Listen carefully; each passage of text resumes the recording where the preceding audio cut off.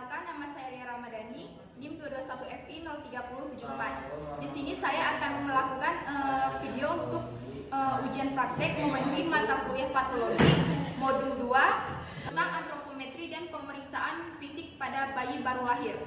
Assalamualaikum Ibu, selamat pagi. Perkenalkan, saya Ria, perawat yang bertugas pada shift pagi hari ini dari jam 7 pagi sampai jam 2 siang. Ibu, mohon maaf sebelumnya, bisa sebutkan nama tempat tanggal lahirnya, Bu?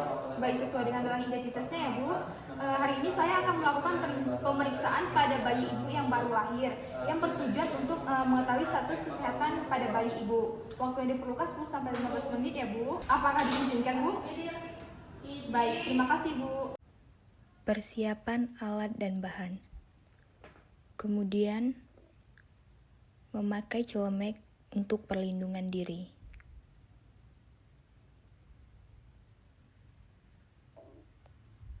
Selanjutnya, mencuci tangan.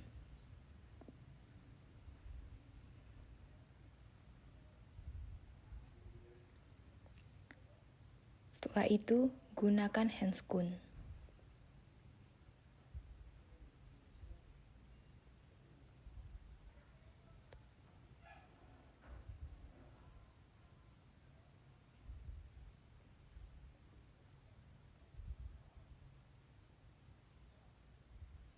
Yang pertama, mengamati dan menilai keadaan bayi, di mana melihat pernafasan bayi. Jika bayi menangis berarti bayi bernafas. Selanjutnya yaitu menilai warna kulit bayi. Normal kulit bayi yaitu kemerahan. Selanjutnya pernafasan. Selanjutnya yaitu tonus otot, di mana bayi menggenggam saat menangis. Selanjutnya yaitu ada pemeriksaan TTV, tanda-tanda vital pada bayi, di mana yaitu menghitung jumlah pernafasan pada bayi. Normal nafas pada bayi yaitu 40-60 kali per menit. Selanjutnya menghitung laju jantung dengan menggunakan stetoskop.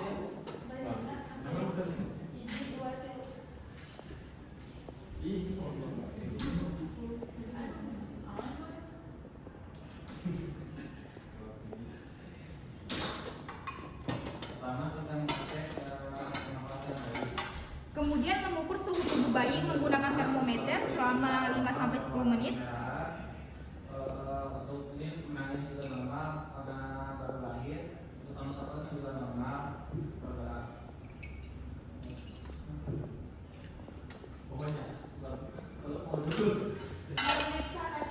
Kemudian di sini kita akan menimbang berat badan bayi. Pastikan skala timbangan bayi tepat pada angka 0. Letakkan bayi pada timbangan dan lihat skala berapa dan catat hasilnya. Kemudian, mengukur tinggi atau panjang badan pada bayi. Persiapkan meja datar, letakkan bayi dalam posisi ekstensi, letakkan bayi pada garis tengah alat ukur, luruskan lutut bayi secara lembut, dorong sehingga kaki ekstensi penuh dan mendatar pada meja datar yang berukuran. Lihat berapa panjang atau tinggi bayi dengan melihat angka pada tumit kaki bayi. Selanjutnya kita akan memeriksa keadaan kepala bayi, di mana di sini akan memeriksa raba, garis, sutula, dan fontanel. Apakah bentuk dan ukuran normal atau tidak. Jika kepala bayi tampak lebih besar, itu dinamakan hidrosefalus. Jika ukuran kepala bayi lebih kecil dari normal, itu dinamakan mikrosefali. Selanjutnya, periksa adanya kelainan bawaan, misalnya anencefali, mikrosefali, craniotabes. Kemudian di sini akan mengukur lingkar kepala bayi.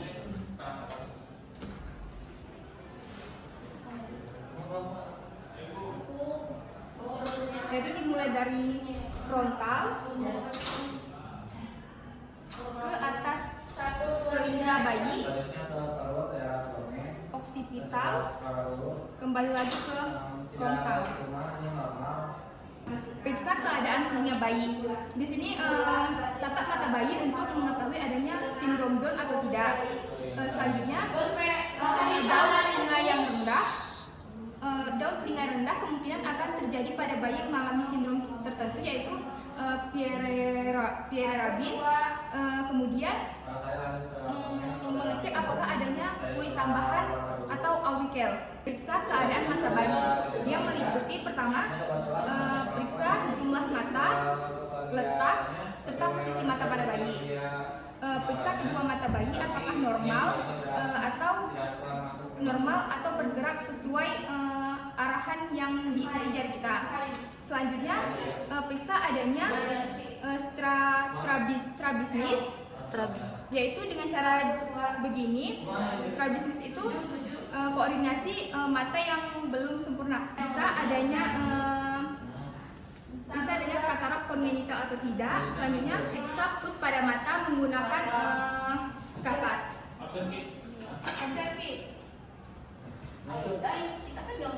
Periksa keadaan pada hidung dan mulut bayi. Yang pertama yaitu kaji bentuk dan lebar pada hidung bayi. Lebar pada hidung bayi itu 2,5 cm. Pastikan bayi bernafas lewat hidung. Jika bayi bernafas lewat mulut, berarti adanya konstruksi jalan nafas pada bayi.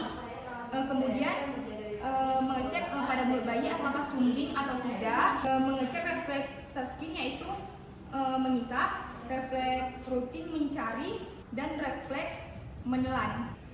Periksa keadaan leher bayi. Umumnya keadaan leher bayi itu pendek. Terus periksa adanya kelenjar tiroid atau tidak. Periksa keadaan dada bayi. Lihat kesimetrisan dada pada bayi. Jika dada pada bayi tidak simetris, berarti adanya kelainan pneumotoraks, paresis diafragma, dan hernia diafragmatika. Selanjutnya, periksa puting pada bayi. Umumnya pada bayi yang cukup luas sudah terbentuk. Periksa keadaan bahu, lengan, dan tangan bayi. Yang pertama yaitu pastikan kedua lengan sama panjang. Pastikan kedua lengan bergerak secara bebas. Jika kedua lengan tidak bergerak secara bebas, kemungkinan adanya kerusakan neurologis. Selanjutnya yaitu periksa keadaan jari pada tangan. Jika jari pada tangan banyak, melebihi pada normalnya, itu dinamakan polidaktili. Jika jari sedikit atau menyatu, itu dinamakan sidaktili. Periksa keadaan sistem saraf bayi, yaitu dengan cara ditepuk pada meja yang dinamakan refleks Moro. Periksa keadaan diafragma bayi. Perhatikan perut bayi, pastikan keadaan perut bayi bulat. Kemudian jika perut bayi cekung, berarti itu adanya kelainan hernia diafragma. Kemudian jika perut bayi membuncit, itu karena adanya tumor. Jika perut bayi kembung, itu namanya umvalokel. Periksa keadaan genitalia dan anus bayi. Pada laki-laki, panjang penis pada bayi yaitu 3-4 cm, lebarnya 1-1,3 cm. Selanjutnya, palpasi skrotum, pastikan testis ada 2. Untuk bayi perempuan, labia mayora menutupi labia minora. Lubang uretra terpisah dengan lubang vagina. Dan tungkai dan kaki bayi, yaitu dengan cara pastikan kedua tungkai sama panjang dengan cara diluruskan. Pastikan kedua tungkai bergerak secara bebas. Jika kedua tungkai tidak bergerak secara bebas, kemungkinan adanya kerusakan neurologis. Selanjutnya, periksa keadaan jari pada kaki.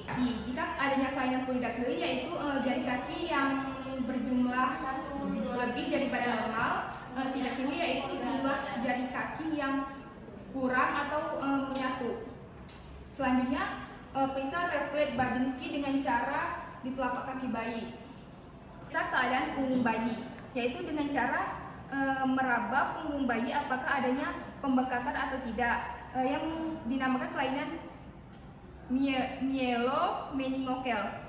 Keadaan kulit bayi, yaitu vernix. Vernix itu lapisan pelindung pada kulit bayi. Kemudian warna kulit umumnya kemerahan pada bayi. Selanjutnya tanda lahir. Untuk warna hitam hijau yaitu molongor dan salmon berwarna merah. Setelah melakukan tindakan melepas celemek, melepas handscoon dan mencuci tangan. Sekian video ujian mata kuliah patologi. Mohon maaf apabila ada kesalahan dan kekurangan. Terima kasih.